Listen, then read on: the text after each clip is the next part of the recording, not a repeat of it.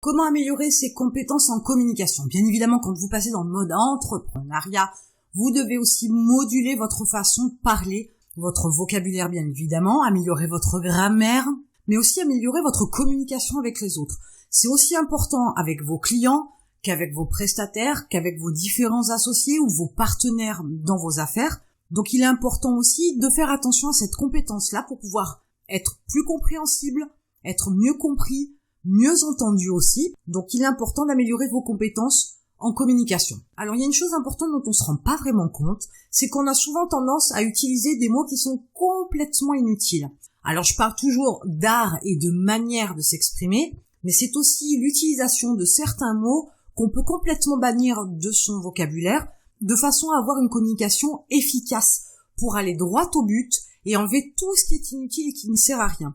Alors, dans les petits mots qu'on utilise fréquemment, il y a « je suppose que » ou « vous savez que ». C'est très hypothétique. Du coup, ça donne aucune information dans l'approche. Il est plutôt intéressant de faire attention à ce que vous dites, aux mots que vous employez, aux tournures que vous utilisez pour pouvoir dépoussiérer toute votre communication. Alors, si par exemple vous demandez à un ami ce qu'il a fait ce week-end et qu'il vous dit ce week-end Sophie elle est venue avec moi et on est allé manger chez ma grand-mère. Bon, c'était la première fois qu'il l'a rencontrée, donc t'imagines bien un petit peu comment ça s'est passé. C'était un peu tendu, mais bon voilà, c'était sympa, ça s'est bien passé. Bilan des courses, on a tout un tas de mots, etc. qui ne servent strictement à rien. L'information, elle aurait pu être plus directe, plus efficace, plus élégante, entre guillemets, en ayant une formulation du type « Sophie et moi, on est allés manger chez ma grand-mère, c'était son premier repas et ça s'est bien passé. » On a toutes les informations dont on a besoin. On n'a pas besoin d'en avoir plus. Et votre ami vous a donné l'information principale, avec des mots clairs, directs, concis et sans mots inutiles. Vous pouvez aussi avoir cette approche-là de vous dire que vous devenez avare de mots. Devenez radin en termes de mots et vous verrez que vous allez aussi vous exprimer de façon plus claire, plus précise, plus concise, plus directe et que ce sera beaucoup plus intéressant pour vos interlocuteurs et en termes de communication, c'est meilleur. Je vous invite à commencer à vous amuser dès aujourd'hui avec votre entourage, à faire attention à votre manière de vous exprimer et à justement supprimer ces mots inutiles et vous verrez que vous allez nettement moins parler. Alors pour les pipelettes, c'est bien parce que ça va leur faire ralentir un petit peu la cadence, c'est une bonne chose. Peut-être que les gens aussi diront de vous que vous êtes beaucoup moins bavard, ce qui est une bonne chose aussi, mais vous serez beaucoup plus efficace dans vos discussions avec les autres. La deuxième chose, c'est n'ayez pas peur de mettre des pauses dans les réponses, parce que quelquefois, les pauses amènent un peu de suspense, fait que votre interlocuteur aussi se pend à vos lèvres, donc faites attention à ce que vous dites, donc vous avez accroché son attention, donc c'est quelque chose d'important dans un échange, dans une communication avec quelqu'un. Donc n'hésitez pas de temps en temps à mettre des temps de pause dans vos réponses, un espèce de blanc qui va durer quelques peut-être microsecondes, mais qui va casser le rythme et qui va pousser votre interlocuteur à être plus attentif. S'il est plus attentif à ce que vous dites, forcément il va réfléchir et faire attention aux mots que vous employez, aux informations que vous lui donnez, et il va pouvoir rebondir. Bien évidemment, c'est ce qui va permettre aussi de déclencher ou de rallonger une conversation. Vous pouvez aussi lancer des conversations ou les relancer. Quelquefois, on peut se retrouver en face de quelqu'un et il y a des blancs, il n'y a plus rien à dire, on ne sait pas quoi dire pour pouvoir casser ce blanc-là et enclencher une conversation. Si vous avez été attentif au début de la conversation que vous avez eue avec quelqu'un, aux mots qu'il a utilisés, vous avez forcément relevé quelques informations que vous pourriez soulever pour pouvoir relancer la conversation. Concernant ce qu'a fait le week-end dernier votre ami, vous lui avez posé la question et il vous a répondu. Vous pouvez rebondir en posant une question du style « Et comment Sophie s'est sentie pendant ce repas? Est-ce qu'elle a apprécié tes grands-parents? Est-ce qu'elle a apprécié le repas ?» Ça peut être une manière de relancer la conversation. Vous pourriez aussi très bien dire ce que vous avez fait le week-end dernier. Vous pourriez donc parler des activités que vous avez eues et demander à votre interlocuteur s'il a vu lui aussi le dernier film que vous avez vu ce week-end. Là aussi, en racontant votre week-end, vous donnez des informations à votre interlocuteur. Et à ce moment-là, vous pouvez vous servir soit de ce que vous avez dit, soit de ce qu'a dit votre interlocuteur, si lui n'a pas la démarche de relancer la conversation. Servez-vous de ces informations-là pour poser des questions. Une question amène une réponse. Une réponse, c'est forcément un dialogue, puisque la personne donne une réponse à la personne qui a posé la question. Donc on est sur un dialogue et pas sur un monologue.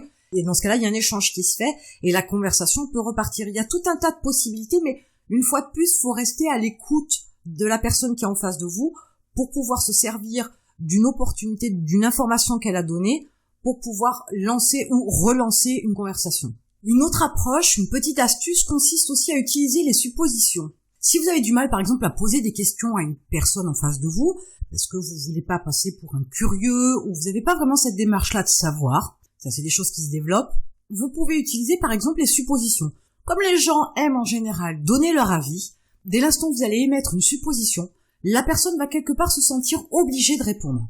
Vous pourriez dire par exemple que vous seriez incapable de présenter votre nouvelle amie depuis une semaine à votre grand-mère comme ça à un repas. Rien qu'en émettant ce genre d'informations-là, la personne sera tentée de donner son avis sur la question. La personne sera tentée de raconter son histoire. Et là, une fois de plus, une histoire racontée, c'est aussi une opportunité de rebondir dessus pour pouvoir faire perdurer la conversation. Donc, comme vous le voyez, il y a des petites techniques qui vous permettent de mieux communiquer, mais de mieux communiquer aussi avec les autres et de pouvoir entretenir une conversation si besoin est, bien évidemment. Dans les techniques qui peuvent vous permettre d'améliorer vos compétences en communication, vous avez l'utilisation de l'humour. Alors moi qui aime beaucoup utiliser l'humour, j'avoue que je l'utilise un petit peu à toutes les sauces, à tort et à travers peut-être quelquefois, parce que pas tout le monde comprend mon humour, parce que quelquefois je peux avoir de l'humour un peu noir, c'est pas toujours bien perçu, donc là il faut utiliser un petit peu des pincettes. L'humour permet de débloquer bien souvent des conversations qui ont du mal à démarrer, qui ont du mal à s'enclencher, des communications qui sont difficiles, compliquées.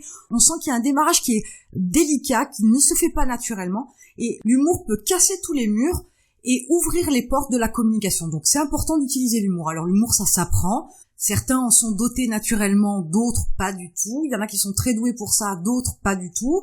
Il est certain qu'avoir un répertoire de blagues intelligentes, intéressante, amusante est important. Ça peut aider, ça peut dépanner. Donc si vous en avez pas, il est temps de vous en faire un. Mais c'est vrai qu'avec l'humour, vous pouvez débloquer tout un tas de situations compliquées en termes de communication. Donc ça, c'est une astuce intéressante à utiliser parce que vraiment, quelquefois, on a du mal à enclencher une conversation alors qu'avec de l'humour, les choses se font beaucoup plus facilement, beaucoup plus simplement. Comme je l'abordais légèrement plus tôt, le fait de raconter une histoire est aussi une astuce qui va vous permettre d'ouvrir le champ des possibles dans la communication avec la personne qui est en face de vous.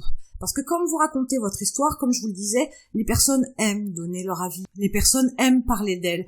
Si vous ouvrez une porte sur un sujet où ils ont vécu quelque chose, il y a quand même 9 chances sur 10 que vous ayez des histoires qui sont pas forcément communes, mais sur des secteurs, sur des domaines identiques. Et à ce moment-là, la réaction, elle est instantanée. La personne va raconter son histoire, même si elle va pas forcément rentrer dans les détails parce qu'elle a une certaine pudeur, par exemple. Mais elle va émettre un avis, elle va raconter son histoire, elle va parler de son expérience, et ça génère une fois de plus une discussion, donc un aller-retour d'informations, donc une communication. L'histoire est très forte, on passe son temps à raconter des histoires, et c'est comme ça que on déclenche un maximum de communication, de conversation autour de nous, sans nous en rendre compte. Regardez, par exemple, vous allez raconter ce que vous avez fait ce week-end, l'endroit où vous êtes allé dîner, le fait que vous ayez dérapé en traversant une rue, le fait que vous soyez coincé le doigt en fermant la portière de votre voiture, par exemple. Donc, toutes ces histoires-là, c'est la première chose qu'on raconte quand on rencontre des personnes qui nous sont proches ou des personnes qu'on appelle pour leur raconter ce qui nous est arrivé.